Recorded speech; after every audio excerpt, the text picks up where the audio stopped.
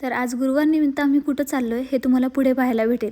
तर नमस्कार, मी प्रिया तुमचं माझ्या छोट्याशा मिनी ब्लॉगमध्ये स्वागत करते।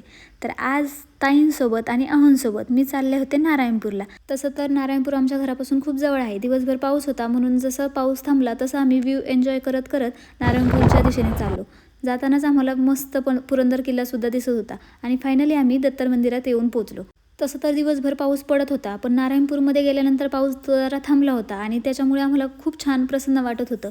मग काय अहोंसोबत मजा मस्करी करत आम्ही देवळाच्या दिशेने निघालो। माझं आणि ताईंचं जाण्याचं आधीच ठरलं होतं, पण अहोंचा अचानकच प्लॅन झाला आणि मग काय अहोंचं ध्यानीमनी नसताना सुद्धा मस्त दत्त मंदिरात दर्शनही झालं। गुरुवार असल्यामुळे थोडीफार मंदिरामध्ये गर्दी होती, पण दर्शन होईल का नाही याची थोडीशी शाश्वती नव्हती आम्हाला।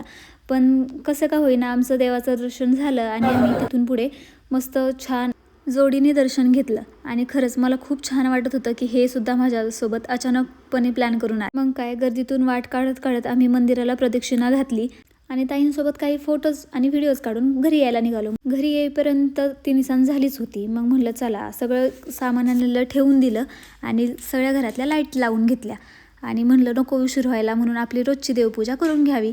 आणि माझा हा रोजचा नियम आहे की घरातले तिन्ही सांजेला लाईट वगैरे लावायचे, दिवाबत्ती करायची आणि मस्तपैकी देवांचं दर्शन घ्यायचं।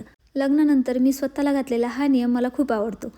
जर तुम्हाला माझे व्हिडिओज आवडत असतील तर मला कमेंटमध्ये नक्की सांगा की माझे व्हिडिओ आवडतात की नाही। आणि असेच माझे पुढचे व्हिडिओ पाहण्यासाठी आणि माझी लाईफस्टाईल पाहण्यासाठी मला फॉलो आणि लाईक करायला विसरू नका। तोपर्यंत सगळ्यांना बाय बाय, भेटूयात पुढच्या व्हिडिओमध्ये।